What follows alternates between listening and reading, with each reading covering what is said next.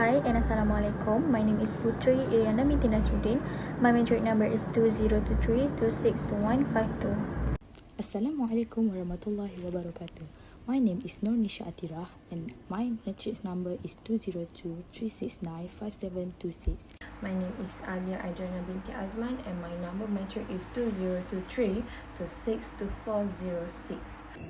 Hi and Assalamualaikum. My name is Aina Patricia binti Hassan and I'm from class B A2732C and my metric number is 2023261 and 824. Hi, Assalamualaikum. My name is Dayang Kunur Sadatul Qayyumi Ta'u Mahmud and my matrix number is 2023-286-6256.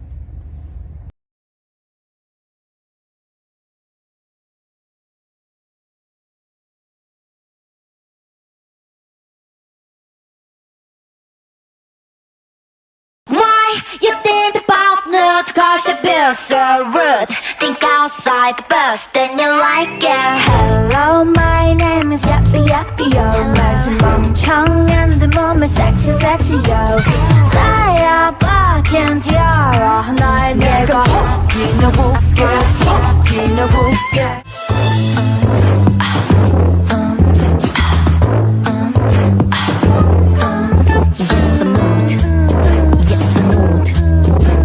Now I draw a lock, shouting nude.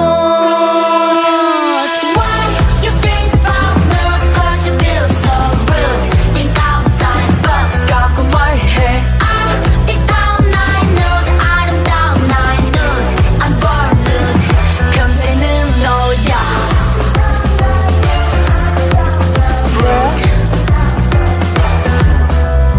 Nude.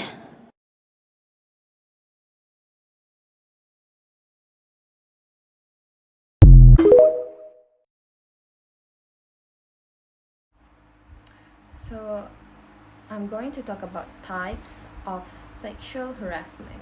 So they have 5 types of sexual harassment. So the first one is verbal harassment. The second one is physical harassment.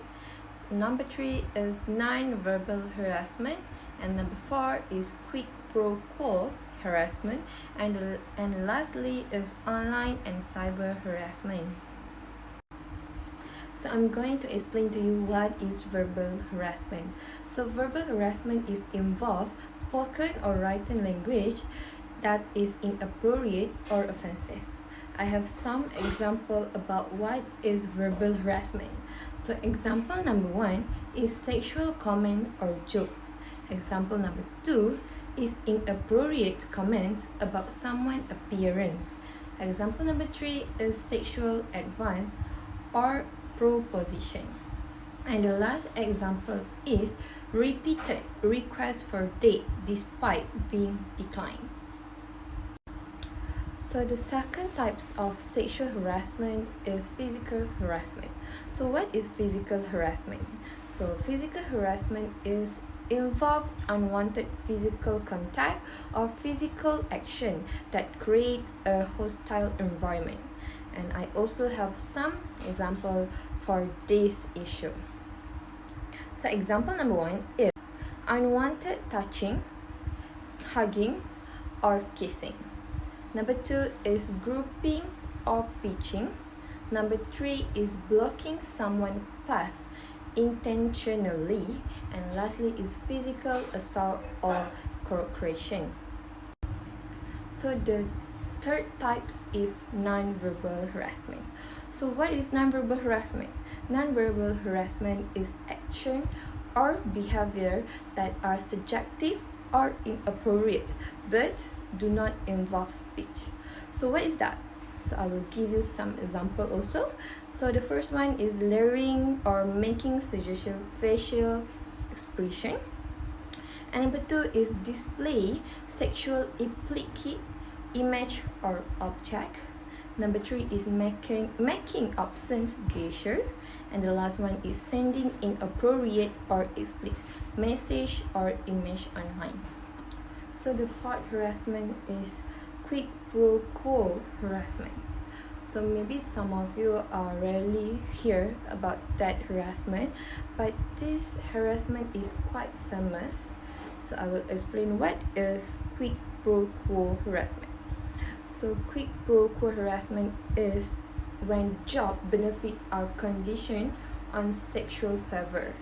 So for example, a supervisor promising a promotion in exchange for sexual favor. So number 2 is a teacher offering better grades for sexual activities. And the last one is treating negative consequences for refusing sexual advance. So the last types of harassment is also quite famous among celebrity, influencer, and also common people. So that is online or cyber harassment. So what is that harassment? So online or cyber harassment is harassment that take place through digital platform and communication. So for example of that harassment is sending unsolicited explicit message or image via email or social media. Second example is making inappropriate comment on someone online post. The third example is cyber talking or repeat unwelcome online contact. And the last example is sharing intimate image without consent. So for example is revenge porn. So that's all the 5 types of. So next we move to recognizing sexual harassment. The first one is unwelcome sexual advance. The second one is request for sexual favors.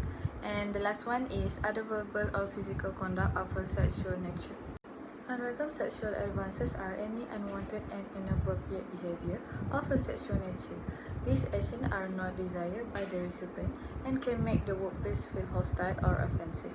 For example, first one is verbal advance, and the second one is non-verbal advance, and the last one is physical advance. For requests for sexual favors involves asking someone to engage in sexual activities, often with implied or explicit promise or job-related benefits or threats of negative consequences. This behavior is a form of sexual harassment and creates a hostile work environment. Other verbal or physical conduct of a sexual nature includes a wide range of behavior that are sexual and unwanted, contributing to a hostile or offensive work environment. These actions are inappropriate and can significantly affect the well-being and productivity of employees. So moving on to the next part, which is impact of sexual harassment. The first one is emotional and physical issues. For the emotional harm is victims of sexual harassment often suffer for long-term emotional and psychological harm, including stress, depression, anxiety, and post-traumatic stress disorder. So for physical health, the mental health effect of sexual harassment are risk factor for various chronic diseases such as high blood pressure, obesity, hypertension, cardiovascular disease, and some cancer. So moving on to the next impact, which is reduced team morale and lack of trust. So for the hostile work environment is sexual harassment create a hostile work environment leading to decreased team morale, anxiety, stress, and stress among witnesses and bystanders. So next is lack of trust. If the organization mishandles the incidents, it can lead to a loss of trust among employees, making them feel unsafe and less likely to report future incidents. So moving on to the last part, impact, which is professional and financial problem. So for the job satisfaction and productivity, sexual harassment can lead to decreased job satisfaction and productivity due to the emotional and physical toll it's take on the victims. This can result in missed meeting, distracted employees, and lack of motivation. So next is career advancement. The experience of sexual harassment can hinder career advancements, with 38% of women who experience harassment mentioning it is a factor in leaving their job. and 37% saying it affected their career advancement.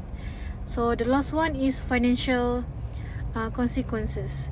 Victims of sexual harassment may suffer financial losses due to lost income, medical expenses, and legal fees.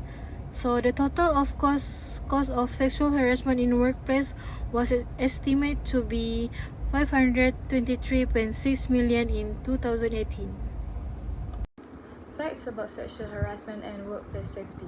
Sexual harassment is identified as unwelcome sexual advance, requests for sexual favors, or other verbal or physical conduct of a sexual nature that creates a hostile or offensive work environment.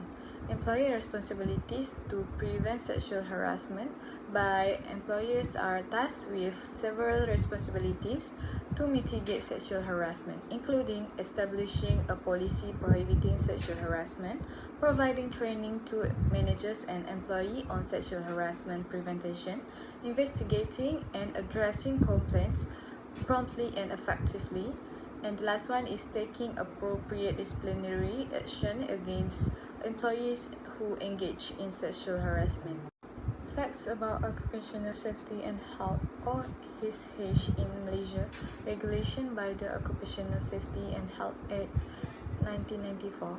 The Act mandates the creation and documentation of safety and health policies within companies.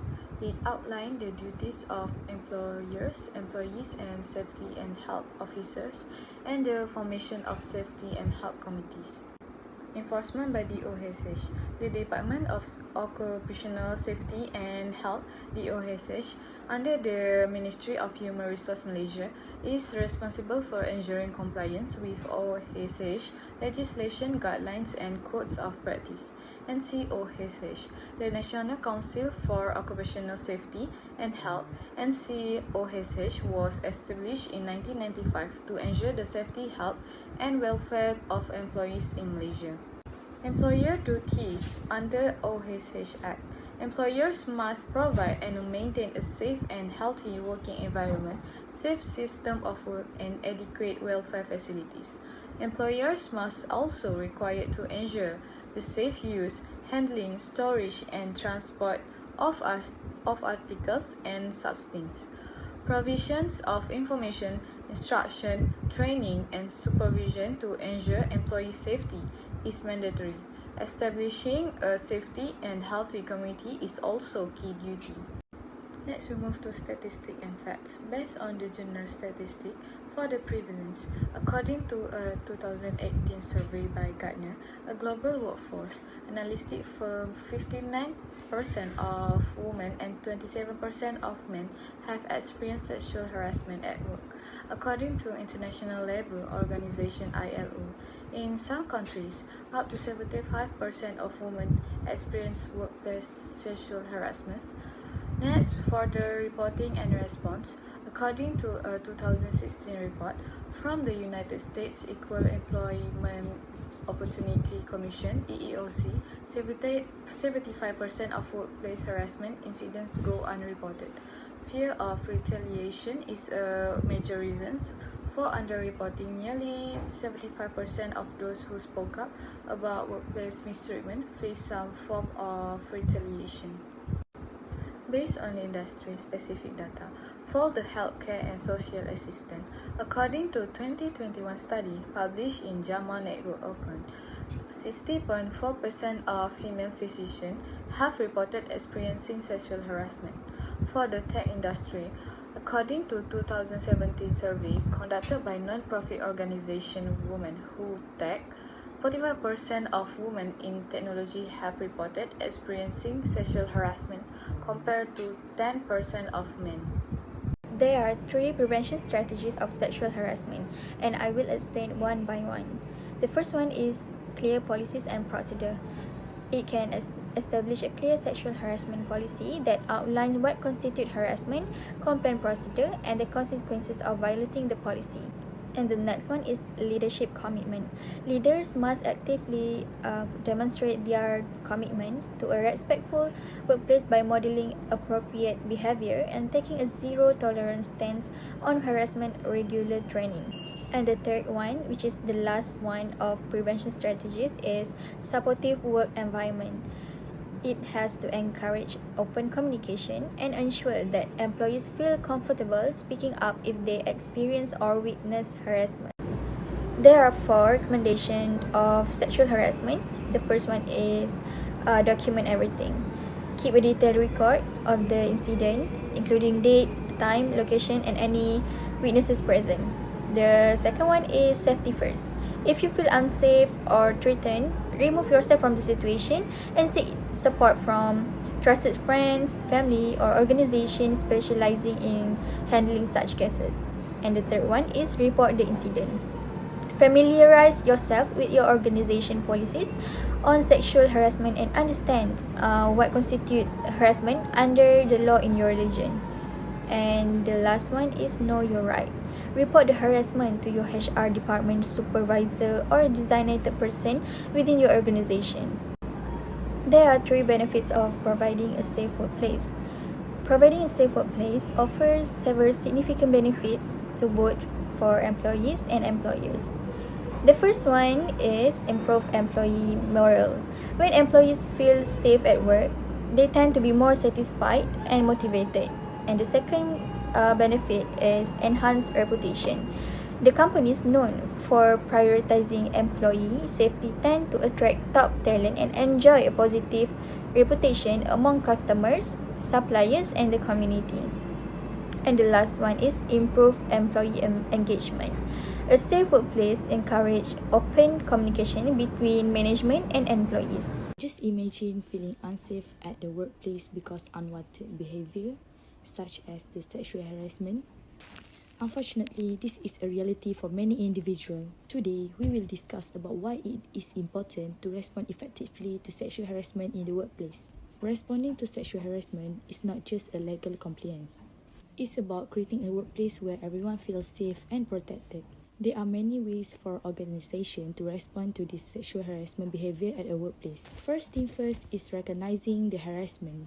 Organization must recognize that demand for sexual favor, unwanted advances, sexually word or action are all considered form of sexual harassment. Organization also have to considering the effect and pay attention on how it affected the person.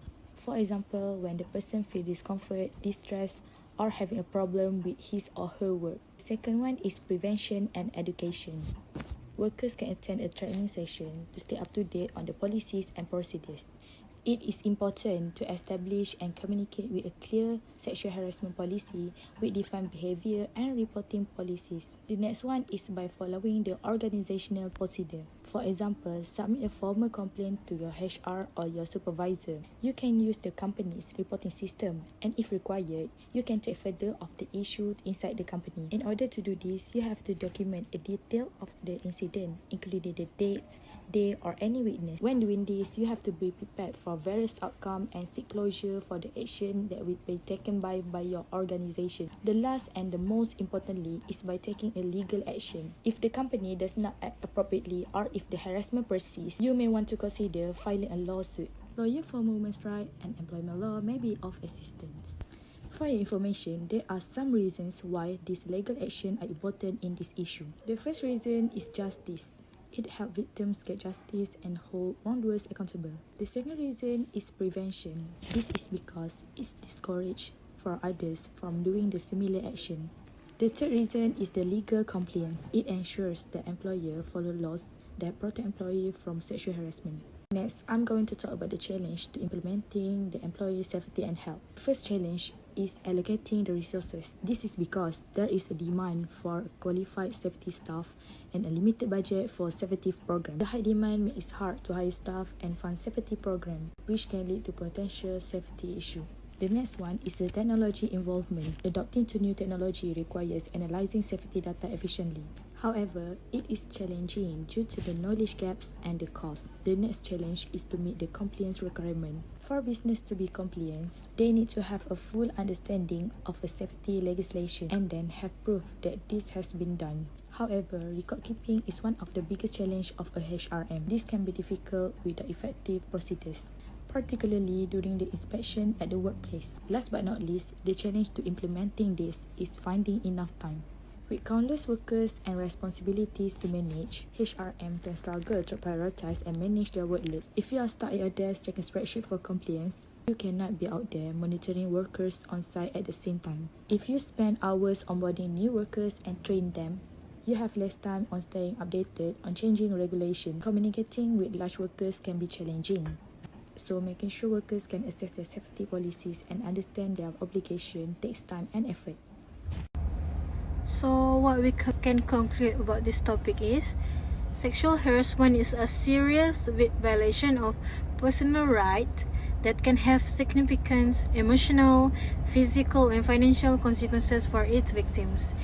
It is essential to recognize the various forms of sexual harassment, including non-verbal, verbal, and physical harassment, as well as online and cyber harassment.